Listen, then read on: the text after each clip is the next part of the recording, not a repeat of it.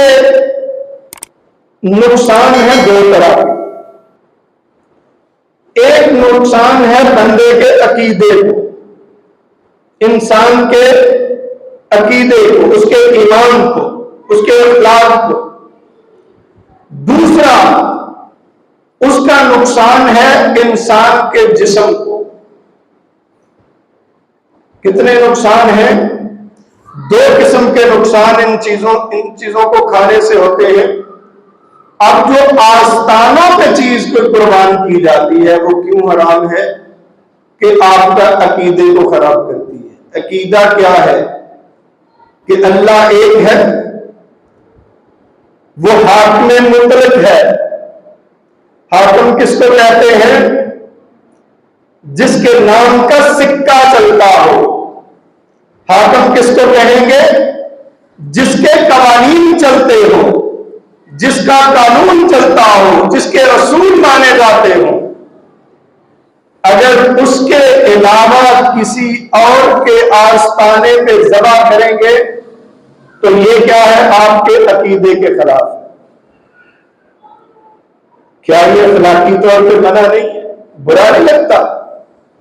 وہ اللہ جس نے انسان کے لیے پوری کائنات بنائی، پوری کائنات، اور اس کائنات کے اندر اتنی بڑی زمین کو پھیلا دیا، اتنے سمندر آبا دیے، اور سمندر کے اندر اس کے رزق کے بندوبست کیے، اور اس کے لیے خزانے بنائے، اور اس کے لیے موسمی سائیکل بنائے، اس کی طبیعت کے مطابق ان کی فصلوں کو پروان چڑھانے کے لیے موسم بنائے. سارا کچھ جو آپ کھا رہے ہیں وہ اس نے دیا، جو کما رہے ہیں وہ اس نے دیا. تو اگر پھر ہم کہیں کہ اس کے علاوہ کوئی اور بھی ہے جو ہمیں دیتا ہے، تو اس کو کیا کہتے ہیں آپ اپنی زبان میں؟ کیا اخلاقی طور پہ یہ درست ہے کہ آپ کھائیں تو کسی کا اور من کس کے گائیں؟ کسی اور کے. کھائیں اس ذات واحد کا اور اس ذات کے ساتھ دوسروں کو بھی اس میں شریک ٹھہرائیں. یہ آپ کے عقیدے کے خلاف. کون سا عقیدہ؟